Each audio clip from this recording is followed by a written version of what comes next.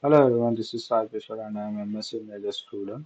Along with my teammates Ethan and Heyman, we are going to do our final presentation on ultrafast electron diffraction, UED, also sometimes called as femtosecond electron diffraction. First, let's go through some topics which we learned in class. We know that electron diffracts because of its wave nature, and also Bragg observed high peaks under two conditions. And the first one is that when the angle of incidence equal to the angle of reflectance of that wave, and the path difference between two waves had to be equal to the integer multiplication of the wavelength. Uh, since it's difficult to understand everything in real space, the residual space was introduced after this discovery. And in the residual space, evolved sphere with a radius of the wave vector, which is equal to the inverse of the wavelength, is drawn. And we could see that some points coincides with the sphere, and these points are the allowed reflection in the diffraction pattern. Uh, G equal to the magnitude of the change in wave vector, which is equal to the inverse of the distance between the lattice planes. This is called the Lowey conditions. We know that electrons are scattered by the atomic nucleus, and their center is determined by the atomic scattering factor, which depends on the wavelength and the scattering angle of the diffracted beam. Usually, structure factor is calculated for the unit cell, which depends on the position of the atoms and their respective atomic scattering factor. In this, we could see that some points coincide with the sphere at the center, which is called the exact Bragg condition, but some points it just tips at the surface. Usually, these points will be visible as railroads, and the distance between the point where the whole sphere touches and to the center is called as the excitation error. And these points are also visible in the diffraction pattern.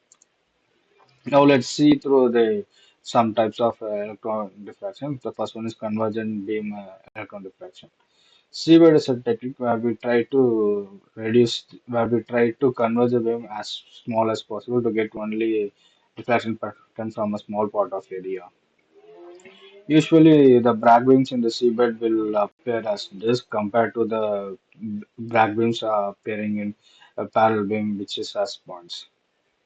When we try to increase the convergence angle as high as possible, the the Bragg disk overlaps each other and tries to form an image which is called a sound diagram. In seabed, by using shadow imaging, we can get both real and reciprocal information at the same time. When we try to get diffraction pattern from only 1 nanometer using seabed, this method is also called as nano diffraction. And when we try to get information from 1 micrometer from seabed, this is called as micro diffraction. And next, let's go to our topic, which is ultra-fast electron diffraction. UED is the combination of using optical pump probe spectroscopy like femtosecond mass laser spectroscopy and electron diffraction. Uh, uh, first, the laser is introduced into the material to create lattice vibration, and next, the electron pulse is introduced into the material to get the diffraction pattern of the vibration. Which these two processes will be in a time delay, which is really important to get a good temporal resolutions. You could see this in like the laser is first introduced, and then the electron pulses then are introduced later to get the diffraction pattern. And the electron pulses generated by giving the near ultraviolet laser onto a metal cathode to create a femtosecond temporal resolution electron pulses. And this method is a type of photo emission method, and there are also like thermionic and field emission methods. Um, this is a good technique to get good information about the phase transition and chemical bonding of the element. And there is a lot of recent research also going on this. After me, Eamon will speak about some case studies which we are going to present. Thank you. Thank you, Sai. Hi, my name is He-Man, and now Ethan and I will be looking at the case studies. Non-equilibrium thermodynamics of colloidal gold nanocrystals. So metal nanocrystals are a type of material that possess unique properties that make them ideal for things such as photocatalysis, thermoelectrics, and photothermal therapy. In this case study, we are looking at colloidal gold nanocrystals, which is being used for nanoscale targeted drug delivery. In the case of photonics, these nanocrystals are used to convert light energy to energetic particle carriers, plasmons, which then eventually are used to heat the ligands through electron-phonon interactions. Though the atomistic details of what is actually happening cannot be determined through traditional techniques. For example, when using transient optical techniques, the effects of nanocrystal size, shape, and surface ligands has on the thermal relaxation and hot carrier cooling is difficult to interpret. By using ultrafast electron diffraction in combination with another technique called stroboscopic elastic scattering microscopy, SESM, one can probe into the transient lattice response at femtosecond timescales. Results show that these smaller nanocrystal size exhibit a fast hot carrier cooling. That nanocrystal size is also linear with it. Also, the results show that an initial fast thermal relaxation, which is under 100 picoseconds, is attributed to the interfacial heating between the nanocrystal core and the ligands. Furthermore, that slower heat dissipation is also attributed to the thermal transport towards the substrate. The study also showed that the majority of the energy loss occurs in the charge-phonon interactions. In terms of these applications, these insights can improve thermal management in nanoelectronics, where the precise control of heat is really critical. Okay, ultra-fast electron microscopy of nanoscale charge dynamics in semiconductors. The ultrafast dynamics of charge carriers in semiconductors are an integral part of emerging photonics, optoelectronics, energy harvesting, and quantum technology.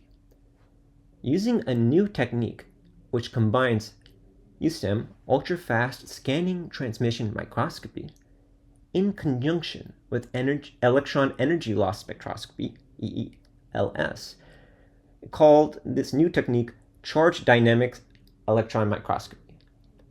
By measuring the free electron energy through EELS, we can reconstruct the terahertz near field amplitude and phase that is produced by those moving charges in the semiconductor material. This is the photodimmer effect. That information can then be reconstructed in the movie of the generated charges by the comparison to microscopic theory, which was previously not possible. The use of CDEM allows us to provide insight to the photodimmer effect, and then show us the oscillations of the photo-generated Hall distributions inside the semiconductor. The photodimmer effect is just the formation of a charged dipole in the area near the surface of a semiconductor after the ultra-fast generation of charge carriers. The dipole forms due to the asymmetry of mobility for holes versus carriers. This process generates a terahertz radiation pulses, which is why ultrafast electron diffraction is needed. Furthermore, CDEM is a relatively new technique and is hoped to facilitate the exploration of hot carrier dynamics in metals and nano-optoelectronic devices, as well as the transport effects related to the magnetoresistance and Hall effects. Thanks, Heman. Hello everyone, my name is Ethan, and I'm taking it from here to introduce you the third case study we've got in this presentation, which is the diffraction patterns to molecular imaging of carbon disulfide gas molecules. The UED is powerful when it comes to study of gaseous molecular structures under intense femtosecond laser excitation. In the paper titled Imaging of Alignment and Structural Changes of Carbon Disulfide Molecules Using Ultrafast Electron Diffraction, the researchers reported quality molecular imaging based on UED. So what's shown on the right is the schematic diagram of the experiment. Figure A shows the experimental setup. The green, red, and gray bins represent the electron bin, the laser bin, and the gas jet respectively. The bin stop is used to block the directly transmitted electrons, and the scattering pattern is recorded on a phosphor screen, which is further imaged on a CCD camera. While in Figure B, to obtain information of how the molecules are aligned to the polarization of the laser, the anisotropy is calculated by taking the differences of the total counts in the horizontal marked by H and the vertical marked by V quadrants between these two circles. The diffraction pattern is normalized before calculating the anisotropy, and the polarization of the laser is given by the red arrow. In Figure C and D, the simulated diffraction pattern corresponding to the perfect alignment is given, and autocorrelation functions that's derived from the inverse Fourier transform of the simulated patterns is also shown. For each of these off-centered points in the autocorrelation function, it represents an interatomic distance. For example, for this dot, it represents the interatomic distance between the carbon atom and the sulfur atom, while for this one, it is the distance between a sulfur atom to another sulfur atom. Figure E is the model of a carbon disulfide molecule. So for the empirical results of this experiment, please look at the graphs on the right. The researchers used a special diffraction difference method to obtain the data. That is, a reference pattern is subtracted from each diffraction pattern to remove the unwanted signals like experimental background, scattering from the buffer gas, and the scattering from unexcited molecules. The diffraction difference pattern is thus due only to the excited molecules. So as you can see, Figure A and C shows the diffraction difference patterns of point 1 and between point 1 and point 2. The different points represent different phases of alignment. In figure C and D, we can see that the patterns and the inverse Fourier transform have already shown similar traits to the simulated patterns and the autocorrelation functions. Here I have two questions for you to think about. Question 1 is that why do you think the center parts of all these patterns? For example, let's choose this figure C. Why is the center part looks rather distorted or abnormal to other parts of the image? And the second question is that supposedly the diffraction difference pattern of between point 1 and point 3 uses the UED pattern of point 1 as the reference pattern. Then, what is the reference pattern for this diffraction difference pattern of point 1? If point 1 is the very starting point of the measurement. What is the reference point? What is the reference pattern of point 1? The hint is in the meaning of different points. And this is the end of our case study session. Now let's move on to the future prospect of UED. The promising future of UED is shaped by two developing methods and two critical topics of interest. For the two developing methods, they are time-resolved electron diffraction and ultrafast electron microscopy. Time-resolved electron diffraction focuses on capturing transient structural changes in molecules and materials, while ultrafast electron microscopy combines spatial and temporal resolutions for imaging nanoscale and atomic motions. As for the critical topics, they are sub-femtosecond electron bunches and structural dynamics. The development of femtosecond and sub-femtosecond electron bunches is a critical technique for overcoming challenges like space charge effect and Coulomb repulsion to improve resolution. And structural dynamics are the studies on coherent nuclear dynamics enable molecular movies that visualize atomic movement during reactions. These two topics and methods are interdependent. Breakthroughs in one can bring innovation to the others. So eventually, what are the challenges and what can we expect from UED in the future? The challenges and limitations of UED could be divided into three aspects. The first is the temporal resolution. Space charge effects and energy dispersion limit the generation of ultra-short electron pulses, which eventually limit the temporal resolution of UED. The second issue is the signal intensity. Low scattering cross-sections and beam damage constrain the studies, especially in gas phase and biological samples. And the last is instrumentation. Precise synchronization between laser and electron pulses is essential, requiring advanced experimental setups. However, despite these changes, recent studies still